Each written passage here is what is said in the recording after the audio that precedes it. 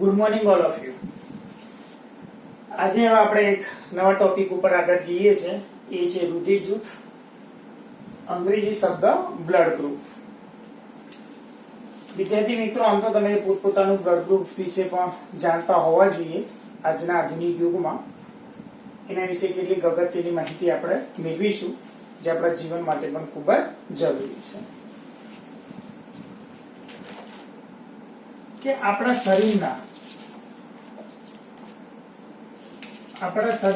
તમામ કોષોની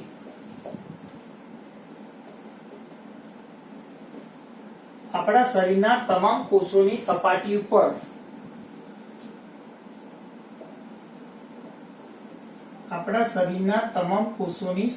ઉપર એન્ટીજન આવેલા હોય છે.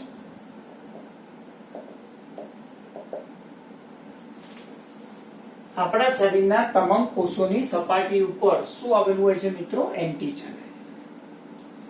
તમારા માટે નવો શબ્દ છે એટલે પ્રશ્ન થતો હશે કે સાહેબ એન્ટીજન એટલે શું?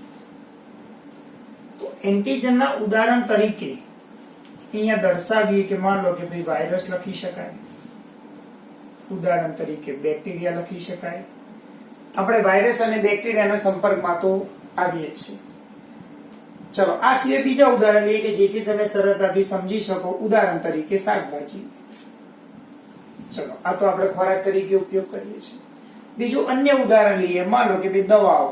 ચલો બીમાર પડીએ દવા ખાઈએ છીએ. તો આ વાયરસ, બેક્ટેરિયા, શાકભાજી, દવાઓ, અંતઃસ્ત્રાવ,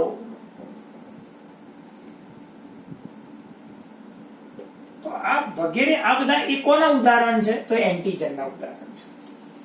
આપણે એના સંપર્કમાં તો આવીએ છીએ. કોઈ એક ઉદાહરણ તો ખરું કે જેના સંપર્કમાં તમે પરાગરજ પણ અહીં લખી શકો છો. પુષ્પની પરાગરજ હોય તે પણ લખી શકાય કે એના આપણે સંપર્કમાં આવીએ છીએ. તો માન લો કે ભાઈ આ આપણે એના સંપર્કમાં આવીએ છીએ તો આપણા શરીરમાં પ્રવેશે છે. તો આપણા શરીરમાં જ્યારે એન્ટીજન પ્રવેશે છે તો આપણા શરીરમાં એ પછી દવા સ્વરૂપે પ્રવેશે, શાકભાજી સ્વરૂપે કે પરાગરજના સંપર્કમાં આવવાથી.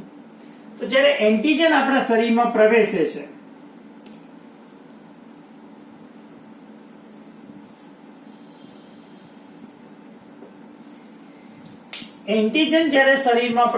છે ત્યારે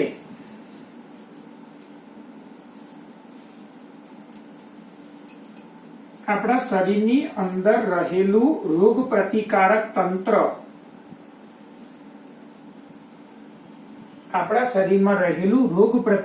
તંત્ર એ સક્રિય બને છે અથવા ઉત્તેજિત થાય છે.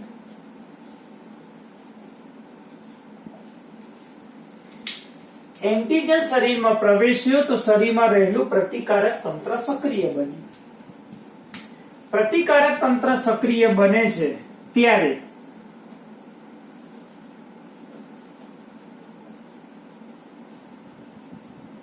પ્રતિકારક તંત્રમાંથી વિશિષ્ટ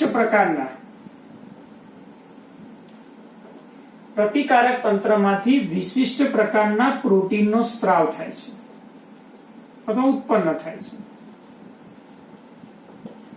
તો પ્રતિકારક તંત્રમાંથી વિશિષ્ટ પ્રકારના પ્રોટીનનો સ્ત્રાવ થાય છે જેને એન્ટીબોડી કહે છે.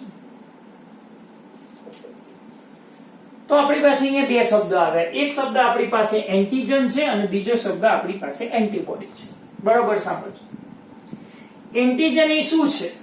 તો એન્ટીજન આપણે શીખી ગયા કે આપણા શરીરના તમામ કોષોની સપાટી ઉપર શું આવેલા છે? એન્ટીજન. તો એન્ટીજન અને એન્ટીબોડી એ બંને ગ્લાયકોપ્રોટીન છે. એન્ટીજન અને એન્ટીબોડી આ બંને એક પ્રકારના શું છે? આ પ્રોટીન છે, જેને આપણે કહીશું ગ્લાયકોપ્રોટીન.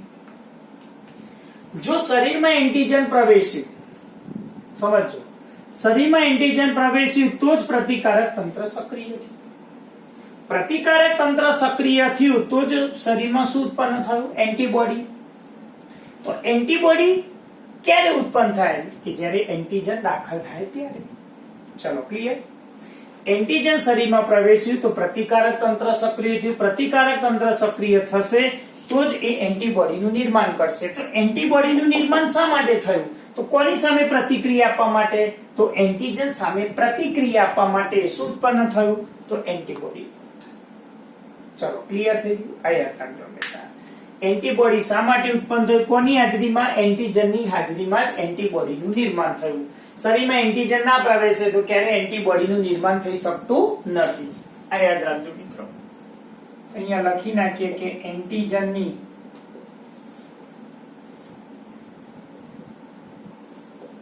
હાજરી સામે પ્રતિક્રિયા દર્શાવવા માટે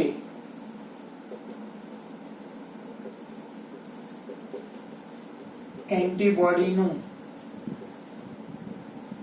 નિર્માણ થાય છે. એન્ટીજન શરીરમાં પ્રવેશ્યું, પ્રતિકારક તંત્ર સક્રિય થયું, પ્રતિકારક તંત્રએ એન્ટીબોડીનું નિર્માણ કર્યું. હવે એ જ એન્ટીબોડી કોની સામે? એન્ટીજન સામે હંમેશા શું છે? પ્રતિક્રિયા દર્શાવશે. તો અહીંયા મિત્રો આપણે શીખવાનું છે કે ભાઈ આપણા શરીરની અંદર આ એન્ટીજન ક્યાં હોય? તો અહીંયા જે રુધિર શબ્દ વાપર્યો છે તો રુધિરની અંદર રક્તકણ હોય જેને આપણે કહીએ છીએ આરબીસી. તો આ રક્તકણની સપાટી પર રક્તકણની સપાટી પર શું આવેલું હોય? એન્ટીજન. તો રક્તકણની સપાટી પર એન્ટીજન આવેલું હોય તો એ એન્ટીજનના આધારે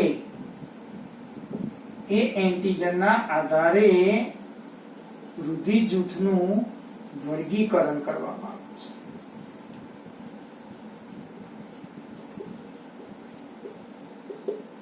ચલો રુધિર જૂથનું શું કરવામાં આવે છે? વર્ગીકરણ. તો વિશ્વની અંદર ઘણા બધા રુધિર જૂથો છે જેમાંથી આપણે બે જ રુધિર જૂથનો અભ્યાસ કરવાનો છે જેનો વિશ્વમાં બહોળા પ્રમાણમાં ઉપયોગ થાય છે. એક રુધિર જૂથનું નામ છે એબીઓ જૂથ અને બીજા પ્રકારના રુધિર જૂથનું નામ છે આરએચ જૂથ. તો એક બેઝિક માહિતી મેં તમને દર્શાવી.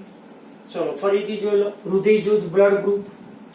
તો શરીરના તમામ કોષની સપાટી પર એક એન્ટીજન આવેલું હોય છે.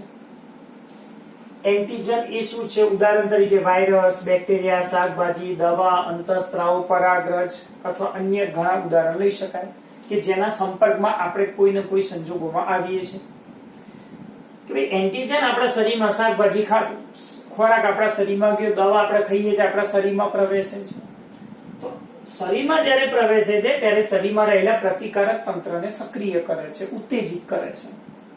તો પ્રતિકારક તંત્ર સક્રિય થાય છે તો પ્રતિકારક તંત્રમાંથી એક રસાયણ ઉત્પન્ન થાય છે જેનું નામ શું છે? એન્ટીબોડી. તો પ્રતિકારક તંત્રમાંથી રસાયણ ઉત્પન્ન કરતું પ્રોટીન કયું? તો એનો જવાબ છે એન્ટીજન. પ્રતિકારક તંત્રમાંથી રસાયણ ઉત્પન્ન કરતું પ્રોટીન કયું? તો એન્ટીજન. એન્ટીજનની હાજરી સામે પ્રતિક્રિયા દર્શાવતું પ્રોટીન કયું? તો એન્ટીબોડી. ચલો ક્લિયર થઈ ગયું. એન્ટીજન હાજર હશે તો જ એન્ટીબોડી ઉત્પન્ન થાય. એન્ટીજન વગર ક્યારેય એન્ટીબોડીનું નિર્માણ થઈ શકે નહીં. તો એન્ટીજન અને એન્ટીબોડી એ બંને શું છે? તો એ ગ્લાયકોપ્રોટીન છે. તો એન્ટીજનની હાજરી હશે તો જ શું ઉત્પન્ન થશે? એન્ટીબોડીનું નિર્માણ થશે. તો એન્ટીજન હોય ક્યાં? તો રક્તકણની જે સપાટી છે તો રક્તકણની સપાટી ઉપર શું આવેલા હોય? એન્ટીજન. તો તમને પ્રશ્ન થતો હશે એન્ટીબોડી ક્યાં હોય? તો આપણા રુધિર રસમાં હોય, પ્લાઝમામાં. તો રક્તકણની સપાટી ઉપર એન્ટીજન હોય અને પ્રકૃતિના આધારે રુધિર જૂથનું શું કરવામાં આવે છે? વર્ગીકરણ. વિશ્વમાં ઘણા બધા રુધિર જૂથ છે. એમાંના બે રુધિર જૂથ અહીંયા બહોળા પ્રમાણમાં ઉપયોગ થાય છે જેના વિશે આપણે આજે અભ્યાસ કરવાનો છે. એક રુધિર જૂથનું નામ છે એબીઓ અને બીજા પ્રકારના રુધિર જૂથનું નામ છે જેને આરએચ જૂથ તરીકે એને દર્શાવવામાં આવે છે. તો હવે મિત્રો આપણે જોઈએ આગળ એબીઓ રુધિર જૂથ.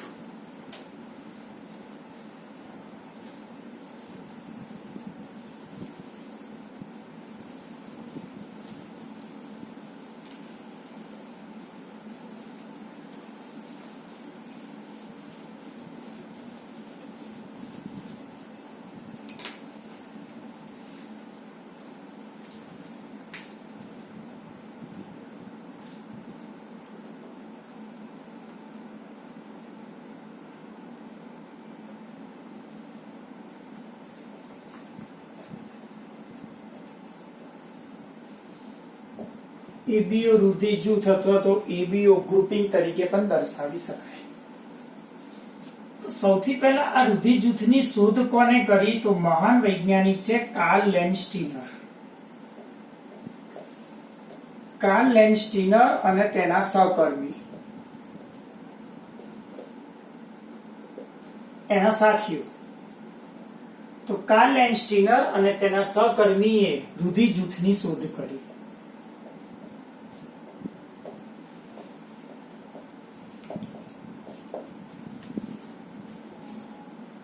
ચાર પ્રકારના રુધિર જૂથ.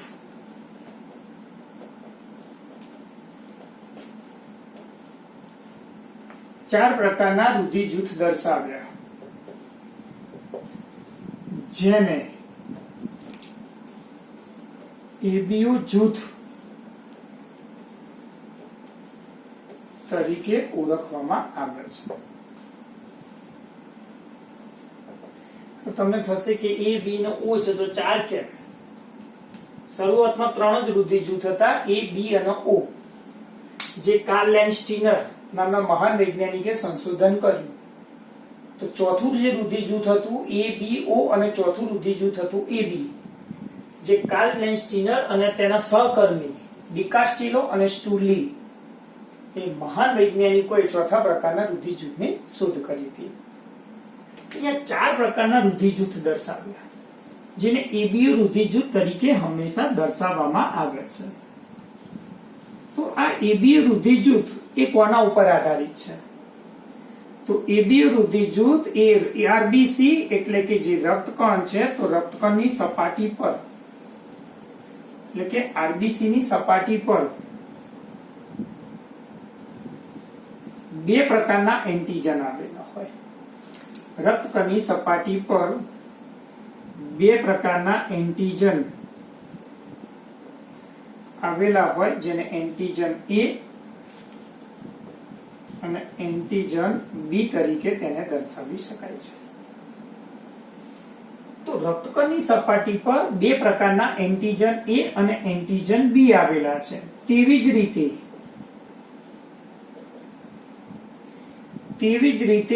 રુધિર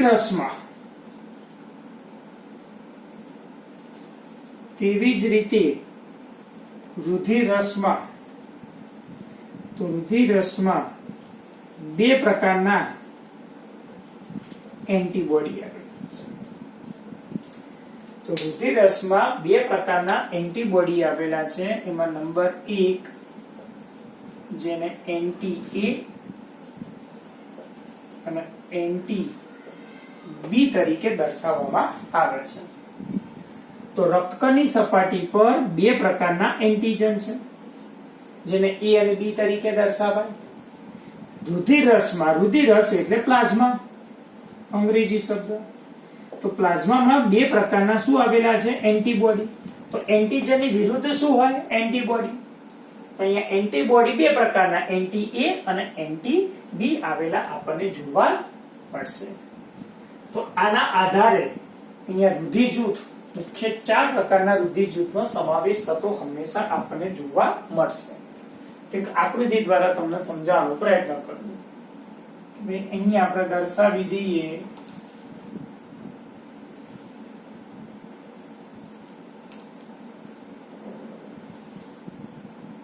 આ આપણે દર્શાવ્યું રક્તકણ.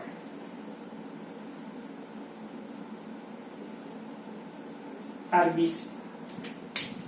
હવે કીધું કે ભાઈ રક્તકણની સપાટી પર બે પ્રકારના એન્ટીજન હોય, એન્ટીજન એ અને એન્ટીજન બી. અહીંયા લખીએ કે ભાઈ રક્તકણની સપાટી પર એક એન્ટીજન છે એ, પહેલી શક્યતા. બીજી શક્યતા રક્તકણની સપાટી પર રહેલો છે એન્ટીજન બી. ત્રીજી શક્યતા રક્તકણની સપાટી પર એ અને બી બંને પ્રકારના એન્ટીજન આવેલા છે. તો બંને પ્રકારના એન્ટીજન અહીંયા આવેલા છે એ અને બી. જ્યારે ચોથું ઉદાહરણ દર્શાવે કે એક પણ પ્રકારનું એન્ટીજન આવેલું નથી. તો એન્ટીજનના આધારે તેની વિરુદ્ધ હંમેશા શું હોય? એન્ટીબોડી હોય. તો આરબીસી એટલે રક્તકણ છે. તો આ રક્તકણ છે, તો અહીંયા બહારનો ભાગ શું થયો મિત્રો? તો રુધિર રસ થયું. આ બધું રુધિર રસ કહેવાય. કે અહીંયા જો એન્ટીજન એ આવેલું હોય તો તેની વિરુદ્ધમાં તો અહીંયા આવેલું હશે એન્ટીબોડી બી. કારણ કે એન્ટીજન એ તો હશે જ નહીં. બાકી જો એન્ટીજન અહીંયા એ લખીએ તો એન્ટીજન અને એન્ટીબોડી એ બંને એ થઈ ગયા. તો શું થશે કે એન્ટીબોડી એ એન્ટીજન ઉપર હુમલો કરી નાખશે. હુમલો કરી નાખશે તો રક્તકણો નાશ પામશે. રક્તકણો નાશ પામે તો માનવી હંમેશા શું પામે? મૃત્યુ પામે. બંને વચ્ચેનો સુમેળ હોવો ખૂબ જ જરૂરી છે. તેવી જ રીતે મિત્રો અહીંયા જો અહીંયા એન્ટીજન કયું છે? બી. તો અહીંયા એન્ટીબોડી બી તો હશે જ નહીં. તો જોઈ કાઢીએ કે ભાઈ અહીંયા જે રુધિર રસ છે તો આના રુધિર રસમાં કયા પ્રકારનું એન્ટીબોડી હશે? તો એન્ટીજન બી છે, તો અહીંયા એન્ટીબોડી કયું હશે? એ. ચલો ચોથી શક્યતા દર્શાવીએ કે ભાઈ અહીંયા તમે જોશો કે રક્તકણની સપાટી ઉપર બે પ્રકારના એન્ટીજન છે. તો તમને પ્રશ્ન થાય બે પ્રકારના એન્ટીજન, તો માન લો કે સમજવા માટે લખું કે ભાઈ અહીંયા એન્ટીબોડી એ છે. હવે એન્ટીબોડી એ લખીશું તો એન્ટીબોડી એન્ટીજન ઉપર હુમલો કરશે તો એ રક્તકણનો નાશ થશે. માન લો કે કોઈ એમ કે ભાઈ સાહેબ એન્ટીબોડી બી હશે, તો એન્ટીબોડી બી હશે તો એન્ટીજન બી ઉપર હુમલો કરી નાખશે તો એ રક્તકણનો નાશ થશે. એટલે ખાસ કરીને જે રક્તકણની સપાટી પર બંને એન્ટીજન આવેલા હોય તેના રુધિર રસમાં એન્ટીબોડી હોતું નથી. અહીંયા લખીએ કે એન્ટીબોડી હોતું નથી. ચોથી શક્યતા જુઓ કે અહીંયા લખ્યું ભાઈ એન્ટીજન ગેરહાજર. અહીંયા આપણે લખી નાખીએ, અહીંયા આપણે લખી નાખીએ કે ભાઈ એન્ટીજન શું છે? ગેરહાજર. હવે એન્ટીજન ગેરહાજર છે તો અહીંયા લખી નાખીએ કે ભાઈ એનું જે રુધિર રસ છે તેના રુધિર રસને માન લો કે ભાઈ એન્ટીબોડી એ આપીએ. કોઈ ચિંતા નહીં, કારણ કે એન્ટીજન તો છે નહીં એટલે એ કોઈના પર હુમલો કરી શકશે નહીં. માન લો કે બીજી શક્યતા લખીએ ભાઈ એન્ટીબોડી બી લખીએ તો અહીંયા પણ કોઈ તકલીફ નહીં. તો આવી ચાર પ્રકારની જે શક્યતા છે આ રુધિર જૂથ ધરાવતા, તો એના આધારે એન્ટીજન અને એની વિરુદ્ધમાં જે એન્ટીબોડી છે એના આધારે અહીંયા એનું વર્ગીકરણ કરવામાં આવે છે. કેવી રીતે વર્ગીકરણ? તો આપણે આગળ એક ચાર્ટ દ્વારા હજી સમજીએ. તો એબીઓ જે રુધિર જૂથ છે તો એબીઓ રુધિર જૂથનું અહીંયા આપણે વર્ગીકરણ એક ચાર્ટ દ્વારા સમજીએ. તો અહીંયા બનાવીએ કે ભાઈ સૌથી પહેલા રુધિર જૂથ. અહીંયા લખીએ કે ભાઈ રક્તકણની સપાટી પર એન્ટીજન.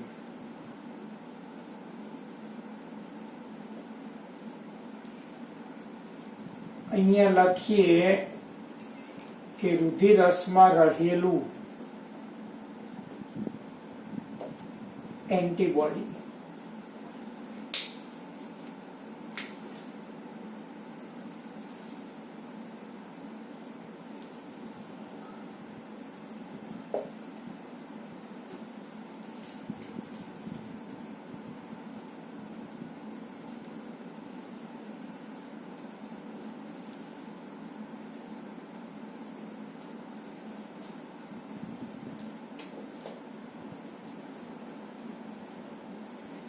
તો પહેલું લખીએ કે માન લો કે રુધિર જૂથ એ, રુધિર જૂથ બી, કાં તો એ બી કાં તો ઓ. તો કુલ રુધિર જૂથ કેટલા થયા બેટા? 4. જો એ રુધિર જૂથ ધરાવતો વ્યક્તિ હશે તો એના રક્તકણની સપાટી પર એન્ટીજન હશે એ. તો આકૃતિમાં જુઓ કે એ રુધિર જૂથ ધરાવતો વ્યક્તિ છે, તો આ એ રુધિર જૂથ ધરાવતો વ્યક્તિ છે કે એ રુધિર જૂથ ધરાવતા વ્યક્તિમાં રક્તકણની સપાટી પર એન્ટીજન એ છે અને એના રુધિર રસમાં છે એન્ટીબોડી બી. ચલો બી રુધિર જૂથ ધરાવતો વ્યક્તિ છે તો એના રક્તકણની સપાટી ઉપર એન્ટીજન કયું છે? બી. તેના રુધિર રસમાં અહીંયા એન્ટીબોડી છે એ. યાદ રાખવું પડશે તમારે. એબી રુધિર જૂથ ધરાવતો વ્યક્તિ છે તો આને લખી નાખીએ કે ભાઈ આ છે રુધિર જૂથ બી. તો આ લખી નાખીએ રુધિર જૂથ એબી. તો એબી રુધિર જૂથ ધરાવતો વ્યક્તિ હોય તેના રક્તકણની સપાટી ઉપર બંને પ્રકારના એન્ટીજન આવેલા છે, એ અને બી. તો અહીંયા લખી નાખીએ રુધિર જૂથ એ, રુધિર જૂથ બી. તો એબી રુધિર જૂથ ધરાવતો વ્યક્તિ હોય તેના રક્તકણની સપાટી ઉપર બંને પ્રકારના એન્ટીજન આવેલા છે, એ અને બી. તો અહીંયા લખીએ કે રુધિર જૂથ એ, રુધિર જૂથ બી. તો એબી રુધિર જૂથ ધરાવતો વ્યક્તિ હોય તેના રક્તકણની સપાટી ઉપર બંને પ્રકારના એન્ટીજન આવેલા છે, એ અને બી. એના રુધિર રસમાં એક કોઈ પણ પ્રકારનું એન્ટીબોડી આવેલું હોતું નથી. ઓ રુધિર જૂથ ધરાવતો વ્યક્તિ હોય તેના રક્તકણની સપાટી પર કોઈ પણ પ્રકારનું એન્ટીજન જોવા મળતું નથી. તેના રુધિર રસની અંદર તમે જોશો બેટાઓ કે બંને પ્રકારના એન્ટીબોડી આવેલા છે. જો તમને તમારું બ્લડ ગ્રુપ ખબર હોય તો તમને ખ્યાલ આવી જાય કે તમારા રક્તકણની સપાટી પર કયું એન્ટીજન હશે અને કયું એન્ટીબોડી હશે. તો અહીંયા મિત્રો આપણે જાણીએ છીએ કે ભાઈ ઓ રુધિર જૂથ છે, ઓ રુધિર જૂથને આપણે સર્વદાતા કહીએ છીએ, તમે સાંભળ્યું હશે. અને એબી રુધિર જૂથને આપણે સર્વગ્રાહી તરીકે તેને દર્શાવવામાં આવે છે. શું કહેવામાં આવે છે? સર્વગ્રાહી. એબી રુધિર જૂથના ઓને શું કહેવાય? સર્વદાતા. શા માટે? અહીંયા તમે જોઈ શકો કે ઓ રુધિર જૂથ ધરાવતો વ્યક્તિ હશે તેના રક્તકણની સપાટી પર અહીંયા આકૃતિમાં દર્શાવ્યું છે કે ભાઈ આ રુધિર જૂથ ઓ છે, જેનું બ્લડ ગ્રુપ ઓ હોય. તો એ વ્યક્તિના રક્તકણની સપાટી પર કોઈ પણ પ્રકારના એન્ટીજન છે નહીં. તો સ્વાભાવિક છે કે એ સર્વદાતા છે. અને એબી માં એના રુધિર રસમાં કોઈ પણ પ્રકારનું એન્ટીબોડી નથી, માટે એને શું કહેવાય? સર્વગ્રાહી તરીકે તેને દર્શાવવામાં આવે છે. તો હવે કોઈ આકસ્મિક પરિસ્થિતિમાં કોઈ અકસ્માત થાય તો સ્વાભાવિક કે કોઈ વ્યક્તિ અજાણ્યો હોય અને લોહી ડોનેટ કરે તો એક વ્યક્તિનું રુધિર બીજા વ્યક્તિના શરીરમાં રુધિર જે ચઢાવવાની પ્રક્રિયા છે એને રુધિરાધાન તરીકે તેને ઓળખવામાં આવે છે, અથવા તો ટ્રાન્સફ્યુઝન તરીકે તેને દર્શાવી શકાય. તો ગમે તે વ્યક્તિનું રુધિર ના આપી શકાય. તે કેવી રીતે? તેના માટે થોડું એક ઉદાહરણ લઈ લઈએ. ઉદાહરણ સ્વરૂપે અહીંયા સમજો મિત્રો. તો બે વ્યક્તિ વચ્ચે હંમેશા એન્ટીજન અને એન્ટીબોડીનું સુમેળ થવો જરૂરી છે. એન્ટીજન અને એન્ટીબોડી વચ્ચે. તો અહીંયા બે શબ્દ લઈએ. એક રુધિરનું દાન કરે તો એને દાતા કહેવાય, અને બીજું રુધિર ગ્રહણ કરે એને ગ્રાહી કહેવાય. જે દાતા છે એના હંમેશા શું જોવાનું? રક્તકણની સપાટી જોવાની, ને જે ગ્રાહી છે એનું શું જોવાનું? રુધિર રસ જોવાનું. આટલું તમારે યાદ રાખવું, બહુ અગત્યનું છે. દાતા રક્તકણ અને ગ્રાહી રુધિર રસ. તો સમજીએ ઉદાહરણ દ્વારા કે માન લો કે ભાઈ દર્શાવીએ કે એક વ્યક્તિનું રુધિર જૂથ એ છે. તો અહીંયા દર્શાવીએ કે ભાઈ બીજા વ્યક્તિનું અહીંયા દર્શાવીએ તો એનું પણ રુધિર જૂથ એ છે. આ દર્શાવીએ કે ભાઈ આ દાતા છે અને આ ગ્રાહી છે. હવે આ દાતા જે વ્યક્તિ છે એ ગ્રાહી વ્યક્તિને એ રુધિર આપે છે. તો દાતા વ્યક્તિનું રુધિર ગ્રાહી વ્યક્તિના શરીરમાં જ્યારે પ્રવેશે છે ત્યારે આ દાતા વ્યક્તિનું શું જોવાનું? રક્તકણ. તો દાતા વ્યક્તિનું રક્તકણ છે તેનું રુધિર જૂથ કયું છે? એ. તેનું રક્તકણ હોય તો તમને ખબર પડી જાય બેટા શું જોવાનું? એન્ટીજન. તો આ જે દાતા રુધિર જૂથ છે, તો દાતા રુધિર જૂથનું આપણે અહીંયા શોધી કાઢ્યું કે ભાઈ એનું એન્ટીજન કયું છે? એ. હવે આ ગ્રાહી છે, રુધિર બેટા એ ગ્રહણ કરે છે. તો જે ગ્રાહી હોય એનું શું જોવાનું? રુધિર રસ. તો ચલો કયું રુધિર જૂથ છે? એ. તો જે ગ્રાહી છે તેનું રુધિર રસ જોયું બેટા તો શું જોવાનું? એન્ટીબોડી. કયું આવ્યું? તો આની આવ્યું એન્ટીબોડી, એન્ટીબી. તો તમે જુઓ બંને વચ્ચે કોઈ ચોક્કસ પ્રકારનું કેપિટલ એ ના આયા, બીબી ના આયા, બરાબર? તો બંને વચ્ચે શું થયું કહેવાય? સુમેળ કહેવાય. તો અહીંયા જે એન્ટીબોડી છે હવે એન્ટીજન ઉપર હુમલો કરશે નહીં. આવા પ્રકારની સ્થિતિને કહેવાય એક વ્યક્તિનું રુધિર બીજા વ્યક્તિના રુધિરને હંમેશા દાન કરી શકો. રુધિરનું જ્યારે દાન કરો એ પહેલા દાતા હોય કે ગ્રાહી હોય બંનેના રુધિર જૂથની ચકાસણી કરવી ખૂબ જ જરૂરી છે. તો મારે એક પ્રશ્ન હું પૂછે તમને કે ભાઈ રસ્તામાં એક વ્યક્તિનું અકસ્માત થયું ને એને હોસ્પિટલમાં આપણે દાખલ કર્યો અને તાત્કાલિક આપણે આપણું એનું લોહી ચડાવી દીધું ને આપણે એની જિંદગી બચાવી દીધી, તે એ વ્યક્તિને કયા પ્રકારનું રુધિર જૂથ હશે જે વ્યક્તિ આપે છે બ્લડ. તો સ્વાભાવિક છે કે બેટા કયો જવાબ આવશે? સર્વદાતા. આ સર્વદાતા જે છે ઓ રુધિર જૂથ એ કોઈ પણ વ્યક્તિને રુધિર આપી શકશે. કારણ કે રુધિર આપે છે એટલે એ શું થયું બેટા? એ દાતા થયું. એ દાતા થયું એટલે એનું શું જોવાનું? રક્તકણ. એનું રક્તકણ તમે અહીંયા જુઓ શું છે બેટા? કોઈ એન્ટીજન નથી. કોઈ એન્ટીજન નથી તો ગમે તે વ્યક્તિને આપશો તો સામેવાળા વ્યક્તિનું શું જોવાનું? રુધિરરસ. રુધિરરસમાં શું જોવાનું બેટા? એન્ટીબોડી. તો એ એન્ટીબોડી આના રુધિરરસ રક્તકણની સપાટી પર કોઈ એન્ટીજન તો છે નહીં, તો એન્ટીબોડી એન્ટીજન ઉપર હુમલો તો કરી શકવાના જ નથી. એટલે કોઈ પણ વ્યક્તિ આકસ્મિક સંજોગોમાં કોઈ વ્યક્તિ એક્સિડન્ટ થયો એને હોસ્પિટલ દાખલ કરીને એને લોહી આપી દે અને એની જિંદગી બચાવે તેવા પ્રકારના વ્યક્તિનું રુધિર કયો પ્રકારનું હશે? તો ઓ પ્રકારનું રુધિર જેને આપણે સર્વદાતા તરીકે તેને દર્શાવીએ છીએ. ચલો પહેલું ઉદાહરણ. બીજું ઉદાહરણ આપણે બદલીએ. માનો કે એક વ્યક્તિનું રુધિર આપણે બદલી નાખીએ કે ભાઈ હવે બીજું ઉદાહરણ લઈએ કે ભાઈ આનું રુધિર હવે આપણે ડી કરી દીધું. સમજો. ચલો તો એક દાતા છે ને એક ગ્રાહી છે. તો દાતા એનું રુધિર જૂથ કયું છે? એ.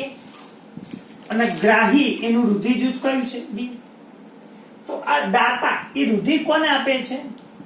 એ બી રુધિર જૂથ ધરાવતા વ્યક્તિને આપે છે. તો શું જોવાનું? તો હમણાં જ મેં તમને કીધું કે ભાઈ જે દાતા હોય તો દાતાનું શું જોવાનું બેટા? રક્તકણ. તો રક્તકણની સપાટી પર શું જોવાનું? એન્ટીજન. તો ચલો ચાર્ટ ની અંદર જોઈ લો બેટા. એ રુધિર જૂથ તો એન્ટીજન કયું? એ. તો સામે શું છે? રુધિર જૂથ બી. તો બી રુધિર જૂથ શું છે? ગ્રાહી. તો ગ્રાહીનું શું જોવાનું? રુધિરરસ. એનું શું છે? એન્ટીબોડી. તો આ બી રુધિર જૂથ છે. તો એનું તમે જુઓ શું જોવાનું? એન્ટીબોડી કયું? એ.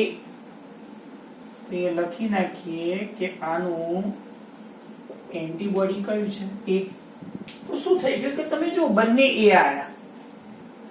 તો સ્વાભાવિક વસ્તુ છે કે આ એન્ટીબોડી આ એન્ટીજન ઉપર એન્ટીબોડી એન્ટીજન ઉપર શું કરશે? હુમલો કરશે. હુમલો કરશે એટલે શું થશે કે એ કારણ કે એન્ટીજન ક્યાં છે બેટા? રક્તકણ ઉપર. તો એ આરબીસી ને શું કરશે? નાશ કરશે, તોડી નાખશે, ક્લમ્પિંગ કરી નાખશે અંગ્રેજીમાં. તો આરબીસી નો જે નાશ કરી નાખે તો સ્વાભાવિક વ્યક્તિ છે કે જો રક્તકણો નાશ પામે તો વ્યક્તિ શું પામે? મૃત્યુ થાય.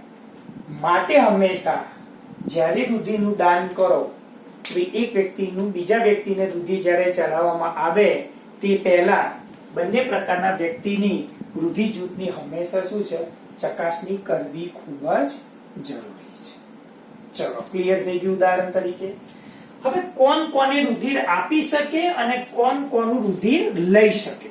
ચલો એક આ પ્રશ્ન જોઈ કાઢીએ જે બહુ અગત્યનો પ્રશ્ન છે. કોને રુધિર આપી શકે અને કોનું રુધિર લઈ શકે?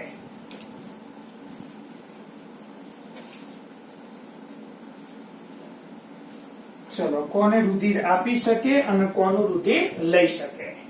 તો અહીંયા આપણે ચાર્ટને થોડું આગળ લંબાવીએ.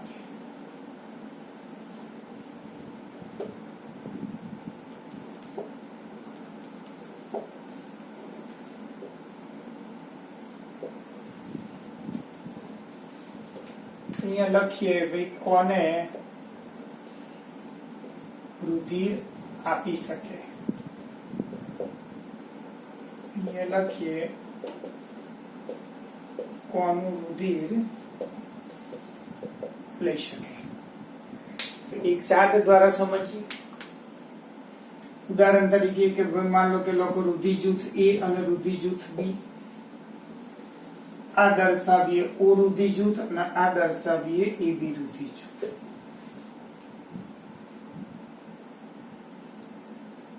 તો આપણને ખબર છે કે ભાઈ આ તો સર્વદાતા છે.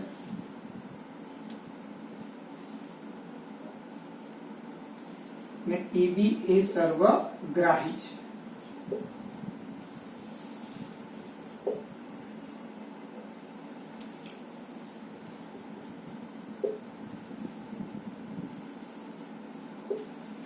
ચલો એ બી શું છે? સર્વગ્રાહી. એટલે એ રુધિર થઈ ગયું, બી આવી ગયું, ઓ આવી ગયું અને એબી આવી ગયું. એને બધા જ રુધિર આપી શકે.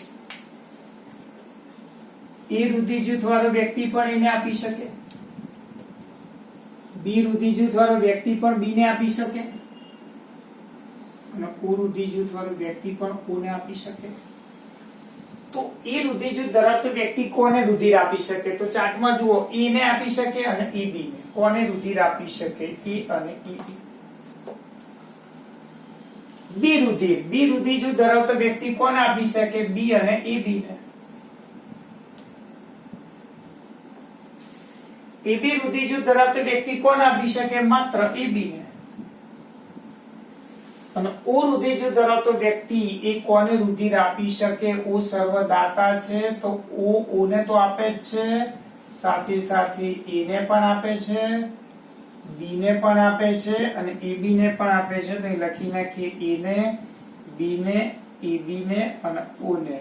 માટે આપણે લખ્યું તેને શું કહેવાય? સર્વદાતા.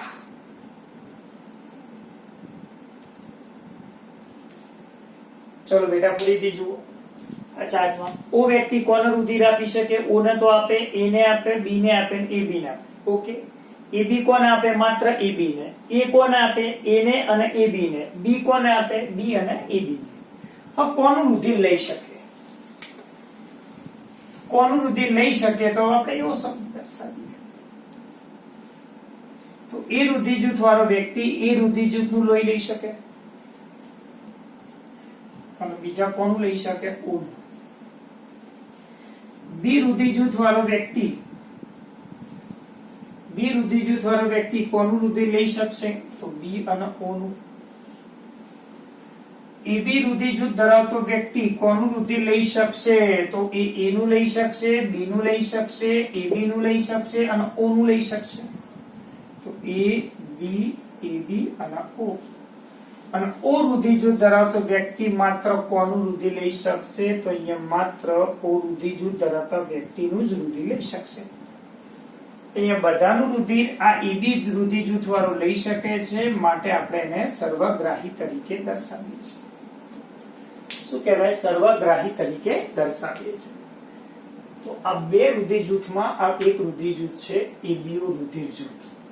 આ બરોબર તમારે યાદ રાખવું પડશે મિત્રો. આના આધારે ઘણા બધા કોઈ એક્ઝામ્પલ તમને નીટ બેઝ તમને પૂછી શકાય. આ સિવાય વધારાની માહિતી તમને આપું છું કે ભાઈ આપણામાં 4 પ્રકારના રુધિર જૂથ હતા.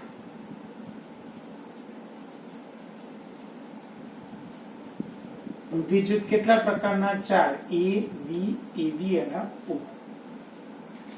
તો 4 પ્રકારના રુધિર જૂથ હોય તો તમે 12મા ધોરણમાં શીખશો તો જીનોટાઇપ.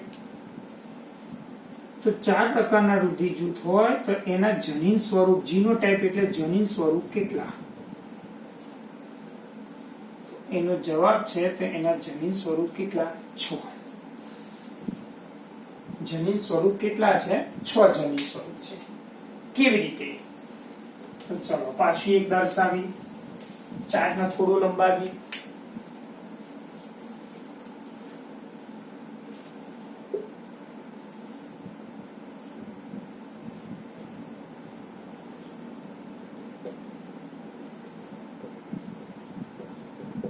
જનીન સ્વરૂપ પ્રકાર. તો યાદ રાખજો બેટા, એ રુધિર જૂથ ધરાવતો વ્યક્તિ હોય તેનું જનીન સ્વરૂપ છે IA અથવા છે IAI. બી રુધિર જૂથ ધરાવતો વ્યક્તિ છે તો એનું જનીન સ્વરૂપ છે IB અથવા છે IBI. આપણે શીખી ગયા હતા રક્તકણની સપાટી ઉપર ખાલી એ રુધિર જૂથ હોય તો એન્ટીજન કયું છે? A. અહીંયા માત્ર કયું છે? B એટલે BI. હવે કયું છે? AB. તો અડધા રક્તકણ ઉપર A અને અડધા રક્તકણ ઉપર B.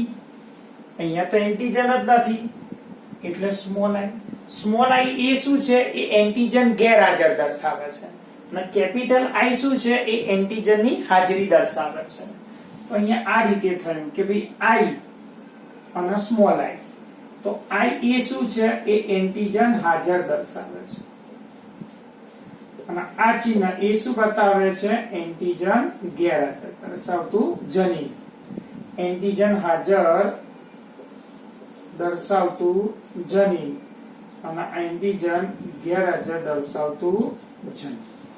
તો અહીંયા આપણે શીખી ગયા કે અહીંયા આપણે જોયું IA, અહીંયા જોયું IB અને I. ત્રણ આયા, IA, IB અને I. તમે જુઓ તો IA અને IB જે અહીંયા છે તો એ તમે શીખશો 12મા ધોરણમાં. તો એ કેવા જનીન છે? તો એ પ્રભાવી જનીન છે.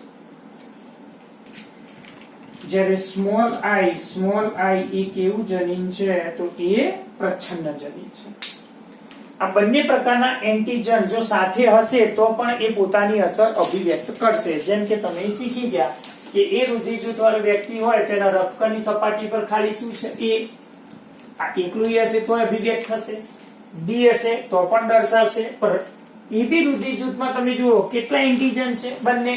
તો IA અને IB બંને હાજર હશે તો પણ એ કેવા જનીન છે? એ પ્રભાવિત છે. એકલું IA હોય, એકલું IB હોય કે IA અને IB કેપિટલની વાત છે તો સ્વાભાવિક છે કે બંને પ્રભાવી જનીન એટલે અહીંયા કોડોમિનન્ટ તરીકે દર્શાવી શકાય. જ્યારે સ્મોલ i કેવું છે? પ્રચ્છન્ન જનીન. તો આપણો પ્રશ્ન એ જીનોટાઇપ જનીન સ્વરૂપ કેટલા? 6. તો અહીંયા તમે ગણી શકો છો 1 2 3 4 5 અને 6. તો અહીંયા દર્શાવાય કે જનીન સ્વરૂપ ચલો કેટલા થયા? તો 6 જનીન સ્વરૂપ આપણે અહીંયા દર્શાવતા જોવા મળશે. તો આ એક મિત્રો તો અહીંયા પ્રશ્ન કે ભાઈ એબીઓ રુધિર જૂથ મહાન વૈજ્ઞાનિક જે આપણે શીખી ગયા કાર્લ લેન્સ્ટીનર નામના વૈજ્ઞાનિકે એક મહાન શોધ કરી જે આપણે જુદા જુદા 4 પ્રકારના રુધિર જૂથ વિશે આપણે એનો અભ્યાસ કર્યો. કોઈ પૂછે રુધિર જૂથ કોના ઉપર આધારિત છે? તો બે શબ્દો યાદ રાખવાના કે રક્તની સપાટી ઉપર કયા પ્રકારનું એન્ટીજન છે, કયા પ્રકારનું એન્ટીજન છે અને એના રુધિરરસમાં કયા પ્રકારની એન્ટીબોડી છે એના આધારે હંમેશા રુધિર જૂથ નક્કી કરવામાં આવે છે. તો આ છે એબીઓ રુધિર જૂથ. ટેબલ તમે અહીંયા નોંધી લો.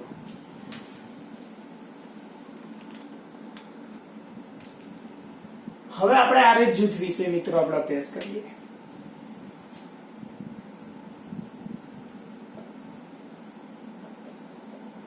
મોટા ભાગના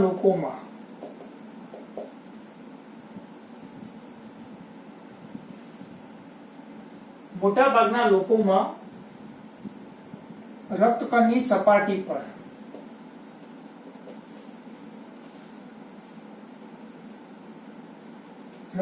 સપાટી પર બીજો એટલે કે અન્ય એન્ટીજન આવેલો હોય છે જેને RH એન્ટીજન કહે છે.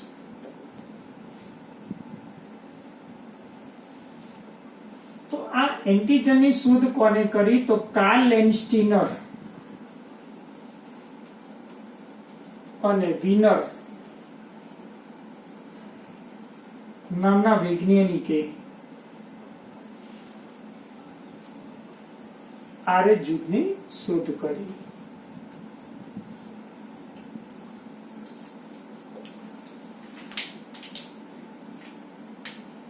જો રક્તકણની સપાટી ઉપર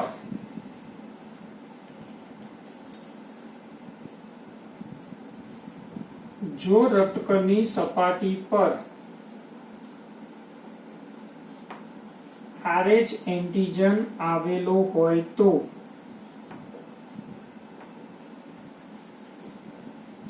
એ વ્યક્તિને કહેવાય RH પોઝિટિવ.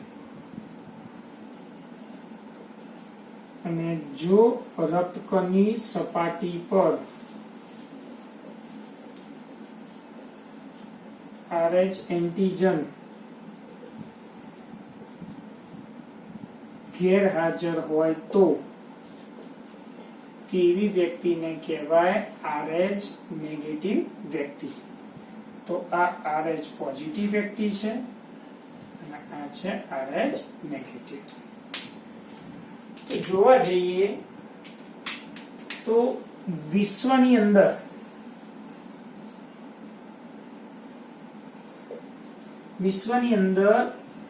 RH પોઝિટિવ વ્યક્તિ એ 80% છે અને RH નેગેટિવ વ્યક્તિ એ 20% છે. જ્યારે ભારતની અંદર જોવા જઈએ તો RH પોઝિટિવ વ્યક્તિ એ 97% અને RH નેગેટિવ વ્યક્તિ એ 3%.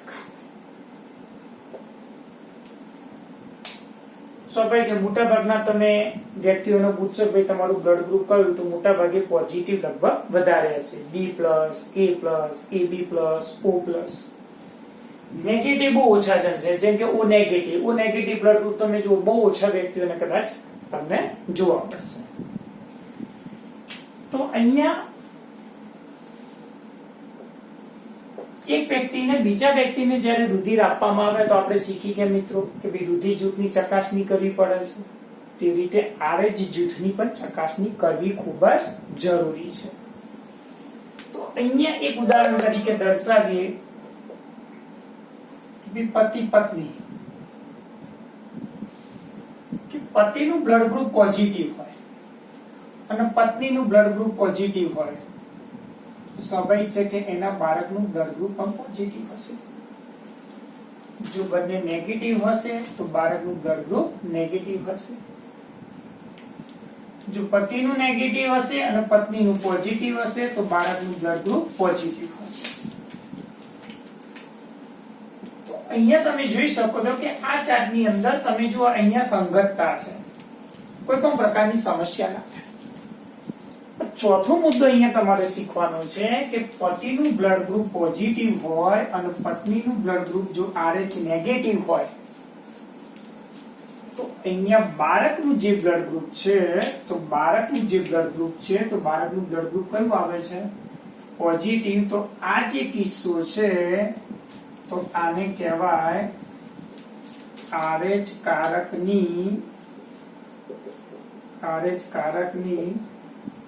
શું થઈ? અસંગતતા. RH કારકની શું થઈ? અહીંયા અસંગતતા. તો આના આપણે એક ચાર્ટ સ્વરૂપે અહીંયા સમજીએ. RH કારકની અસંગતતા તો એક ચાર્ટ સ્વરૂપે આપણે અહીંયા સમજીએ. તો મિત્રો હવે આપણે જોઈએ કે ભાઈ જે અસંગતતાથી એમાં શું સમસ્યા થાય તો એક ચાર્ટ દ્વારા અહીંયા સમજીએ. સૌથી પહેલા બરોબર સમજજો કે અહીંયા RH પોઝિટિવ વ્યક્તિ છે. તો RH પોઝિટિવ વ્યક્તિ હોય તો એનામાં એન્ટીજન શોર્ટમાં લખ્યું છે AG, સિલ્વર ના સમજતા. આ RH પોઝિટિવ વ્યક્તિ છે તેનામાં એન્ટીજન હોય પણ એન્ટીબોડી હોતી નથી. જો RH નેગેટિવ વ્યક્તિ હોય તેનામાં એન્ટીજન અને એન્ટીબોડી હાજર જોવા મળતી નથી. સૌથી પહેલા યાદ રાખો. હવે માન લો કે RH નેગેટિવ વ્યક્તિ RH પોઝિટિવ વ્યક્તિને રુધિરનું દાન કરે છે. તો સ્વાભાવિક છે કે RH નેગેટિવ વ્યક્તિ હશે તો અહીંયા તમે જો નેગેટિવ છે તો એનામાં એન્ટીજન તો છે નહીં. આપણે શીખી ગયા કે જે દાન કરે એનું શું જોવાનું? દાતા અને ગ્રાહી આપણે શબ્દો શીખી ગયા. રક્તકણ, તેની સપાટી પર એન્ટીજન તો છે નહીં, તો અહીંયા કોઈ સમસ્યા થશે નહીં. RH પોઝિટિવ વ્યક્તિને રુધિર આપે છે તો સ્વાભાવિક કે બંને વચ્ચે તો સુમેળ થઈ ગયું. પોઝિટિવ છે સ્વાભાવિક વસ્તુ, તેની પાસે શું છે? એન્ટીજન છે. તો આની પાસે એન્ટીજન છે પણ સામે એની પાસે શું છે? એન્ટીબોડી નથી. તો એન્ટીબોડી એન્ટીજન ઉપર હુમલો કરશે નહીં તો કોઈ સમસ્યા નહીં આવે. RH નેગેટિવ વ્યક્તિ છે તો RH નેગેટિવ વ્યક્તિ જેને રુધિર આપે છે તો નેગેટિવમાં તો કોઈ સમસ્યા છે જ નહીં, કારણ કે એની પાસે તો એન્ટીજન નથી ને એન્ટીબોડી નથી બંને પાસે. પણ સમસ્યા અહીંયા થશે કે RH પોઝિટિવ વ્યક્તિ છે ને RH નેગેટિવ વ્યક્તિને રુધિર આપે તો યાદ રાખજો તો શું થશે? RH પોઝિટિવ વ્યક્તિ જે છે એનામાં એન્ટીજન છે તો આનામાં એન્ટીજન RH એન્ટીજન, આ RH એન્ટીજન છે તો RH નેગેટિવ વ્યક્તિની અંદર એન્ટીબોડીની શું છે? ગેરહાજરી છે. તો થશે શું કે આનું જ્યારે રુધિર RH નેગેટિવ વ્યક્તિના શરીરમાં જશે તો આગળ શીખી ગયા એન્ટીજન શરીરમાં પ્રવેશે તો પ્રતિકારક તંત્ર સક્રિય બને. પ્રતિકારક તંત્ર સક્રિય બને તો સામે શું ઉત્પન્ન થઈ જાય મિત્રો? આપણે શીખી ગયા એન્ટીબોડી. એન્ટીજન પ્રવેશ્યું શરીરમાં તો પ્રતિકારક તંત્ર સક્રિય થઈ ગયું તો સામે એન્ટીબોડી બની ગયું. કેવી એન્ટીબોડી? જેવું એન્ટીજન હશે એવી એન્ટીબોડી બને. તો અહીંયા RH એન્ટીજન તો અહીંયા શું બન્યું? એન્ટી-RH એન્ટીબોડી. તો આ એન્ટીબોડી આ એન્ટીજન ઉપર શું કરશે? હુમલો કરી નાખશે. તો તો એટલા માટે આવા પ્રકારના સંદર્ભમાં આવા પ્રકારના કિસ્સામાં ખાસ RH જૂથની પણ ચકાસણી કરવી ખૂબ જ જરૂરી છે. તો આવો એક એક્ઝામ્પલ નીટમાં પણ પૂછાઈ ગયો છે એક થિયરી બેઝના આધારે કે ભાઈ ખાસ કરીને સમસ્યા ક્યાં આવી તો આપણે શીખી ગયા ખાસ કરીને જે પતિ છે એનું બ્લડ ગ્રુપ પોઝિટિવ હોય એટલે કે પુરુષ આ સંજ્ઞા દર્શાવી છે જેનેટિક્સના આધારે આ નર અને આ માદા દર્શાવે છે કે ભાઈ આ પુરુષ છે એક પુરુષનું બ્લડ ગ્રુપ RH પોઝિટિવ છે અને સ્ત્રીનું બ્લડ ગ્રુપ RH નેગેટિવ છે. તો બંને પ્રકારના પુરુષ અને જે સ્ત્રી છે એમના લગ્ન થયા. સ્ત્રી હંમેશા ગર્ભવતી બની તો પ્રથમ ગર્ભધારણ દરમિયાન હવે એમને જે બાળક ઉત્પન્ન થશે તો કયા પ્રકારનું બાળક શું રુધિર જૂથ ધરાવે તો શું સમજ ગર્ભવતી જો સ્ત્રી છે RH નેગેટિવ તો જ્યારે હવે એનું જો બાળક RH નેગેટિવ હશે તો અહીંયા શીખી ગયા RH નેગેટિવ હશે અને ગર્ભવતી સ્ત્રી તો RH નેગેટિવ જ છે તો નેગેટિવ હશે તો કોઈ પણ પ્રકારની સમસ્યા થતી નથી. તો આવા પ્રકારનું બાળક હંમેશા તંદુરસ્ત જન્મ લેશે.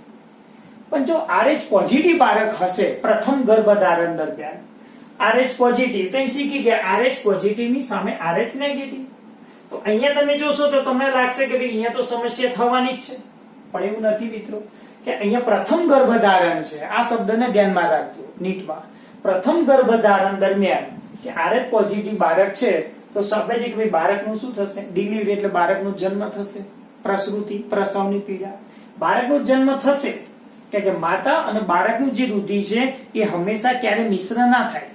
બાળક જ્યારે માતાના ઉદર પ્રદેશમાં પેટની અંદર હોય ભ્રૂણ અવસ્થામાં ત્યારે બંનેનું રુધિર હંમેશા અલગ હોય. જરાયુ શબ્દ તમે સાંભળ્યો હશે પ્લેસેન્ટા. તો એ વખતે શું થાય કે બાળકનો જન્મ થઈ ગયો બાળકનો જ્યારે જન્મ થઈ જાય ડિલિવરી થઈ જાય એટલે દોરડું જે ગર્ભના હોય બાળકનો જન્મ થયા પછી ગર્ભના હોય તેને કાપી નાખવામાં આવે. તો એ સંજોગો દરમિયાન બાળકનો જન્મ થઈ ગયો ડિલિવરી થઈ ગયું તો દોરડું જ્યારે કાપી નાખવામાં આવે ત્યારે એ સમયગાળા દરમિયાન કે ભાઈ RH પોઝિટિવ હતા તો એનું જે એન્ટીજન છે RH એન્ટીજન બાળક તો ડિલિવરી થઈ ગયું એટલે તો તંદુરસ્ત થઈ ગયું પણ એના જે RH એન્ટીજન હતા એ માતાના રુધિરના અંદર એ શું થઈ ગયા મિશ્ર થઈ ગયા.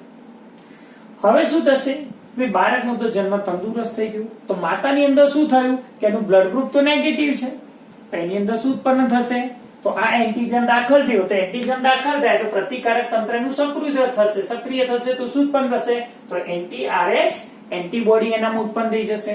એને જ આપણે શું કહેતા હતા IgG ગામડે સૂત્ર શીખી ગયા આપણે તો અહીંયા એક IgG ઉત્પન્ન થશે. હવે શું થશે તો આવા સંજોગોમાં ખાસ કરીને હવે ગર્ભવતી સ્ત્રી જો બીજી વખત પ્રેગ્નેન્ટ થાય છે તો એ પહેલા તાત્કાલિક એમને શું છે ઇન્જેક્શન આપવા પડે એન્ટી ડી પ્રકારનું. કેમ કે એના શરીરમાં એન્ટીજન પ્રવેશ્યું હવે એન્ટીજન પ્રવેશે તેનું શરીર પ્રતિકારક તંત્ર સક્રિય થશે તો એન્ટીબોડી ઉત્પન્ન કરશે પણ આ એન્ટીબોડી ઉત્પન્ન થાય તે પહેલા શબ્દ સાંભળજો તે પહેલા એટલે કે 72 કલાકના બાળકનો જન્મ થઈ ગયા પછી 72 કલાકના સમયગાળાની અંદર જે ડોક્ટર છે એ ગાયનેકોલોજીસ્ટ ડોક્ટર છે એ માતાને હંમેશા રોગેમ એના મસલ્સ ની અંદર ઇન્ટર મસલ્સ ની અંદર રોગેમ એન્ટી ડી પ્રકારનું શું આપશે ઇન્જેક્શન. એ ઇન્જેક્શન આપશે તો આ એન્ટીબોડી નું નિર્માણ થઈ શકતું નથી. પણ માન લો કે ભાઈ આ સારવાર કરવામાં ન આવી તો જો સારવાર કરવામાં ન આવી ને એવા પ્રકારની સ્ત્રી બીજી વખત જો ગર્ભધારણ થયું તો બીજી વખત ગર્ભધારણ થાય તો પાછી બે શક્યતા કારણ કે RH નેગેટિવ હશે બાળક તો એ સ્ત્રી તો ગર્ભવતી સ્ત્રીનું બ્લડ ગ્રુપ તો RH નેગેટિવ જ છે તો નેગેટિવમાં કોઈ પણ પ્રકારની સમસ્યા નથી. પણ જો ફરીથી બીજી વખત ગર્ભધારણ દરમિયાન બાળક જો RH પોઝિટિવ થયું તો આ બાળક RH પોઝિટિવ થયું તો એ બાળક RH પોઝિટિવ થયું તો એનામાં શું હશે RH એન્ટીજન શું હશે RH એન્ટીજન આપણે શીખી ત્યાં. પણ એ પ્રકારની સ્ત્રીની અંદર પ્રથમ ગર્ભધારણ દરમિયાન જો સારવાર ન આપી તો શું ઉત્પન્ન થઈ ગયું હશે એન્ટી RH એન્ટીબોડી ઉત્પન્ન થઈ ગઈ હશે. હવે એન્ટી RH જે એન્ટીબોડી છે હવે એ જરાયુમાંથી શું છે પસાર થઈ શકશે હવે થઈ શકશે કારણ કે IgG બની ગયું છે યાદ રાખજો. હવે એ જરાયુમાંથી પસાર થઈ એ ગર્ભ બાજુ પહોંચશે અને ગર્ભ બાજુ જ્યારે પહોંચે છે ત્યારે એ જે ભ્રૂણ અથવા ગર્ભ છે, જે બાળક છે એના રક્તકણ ઉપર એ એન્ટીબોડી એ શું કરશે? કારણ કે એનામાં એન્ટીજન હશે તો એન્ટીબોડી એ એન્ટીજન ઉપર હુમલો કરશે કારણ કે એન્ટીજન ક્યાં હોય? એ રક્તકણ ઉપર હોય. એટલે આ એન્ટી-RH એન્ટીબોડી અથવા તો IgG એ જરાયમાંથી પસાર થઈ એ ગર્ભ બાજુ પહોંચશે અને બાળક એટલે કે ભ્રૂણમાં રહેલા રક્તકણ ઉપર એ હુમલો કરશે તો બધા જ રક્તકણો નાશ પામશે. જો રક્તકણો નાશ પામશે તો આવા પ્રકારનું બાળક જન્મે તો ખરા જ. તો ક્યારેક આવા પ્રકારનું બાળક જો જન્મે તો એ ખામીવાળું બાળક જન્મે છે તેને એનિમિયા અથવા તો કમરો તરીકે દર્શાવવામાં આવે છે. તેવા પ્રકારના બાળકને જન્મથી જ એક પ્રકારની ખામી થઈ જાય કારણ કે રક્તકણ જતા રહ્યા તો રક્તકણમાં શું હોય મિત્રો? હિમોગ્લોબિન આવેલું હોય તો હિમોગ્લોબિનનું પ્રમાણ કેવું થઈ જાય? ઓછું. હિમોગ્લોબિનમાં શું આવેલું હોય? ખનિજ તત્વ Fe. તો Fe ની શું થઈ જાય? ઉણપ. તો Fe ની ઉણપ થઈ જાય તો આપણે એને શું કહેવાય? તેને એનિમિયા તરીકે દર્શાવાય. તો કમરો કેમ આવ્યો? કારણ કે હિમોગ્લોબિન છે, હિમોગ્લોબિનનું વિઘટન થાય તો હિમોગ્લોબિન બનશે, હિમોગ્લોબિન બનશે તો હિમનું વિઘટન થશે, હિમનું વિઘટન થશે તો બિલિરુબિન અને બિલિવર્ડિન બનશે, બિલિરુબિન અને બિલિવર્ડિન બનશે તો એનું શરીર પીળાશ પડતા રંગનું બનશે, પીળાશ પડતા રંગનું બનશે તો બેટા સ્વાભાવિક વસ્તુ છે કે એવા પ્રકારના બાળકને શું થઈ જશે?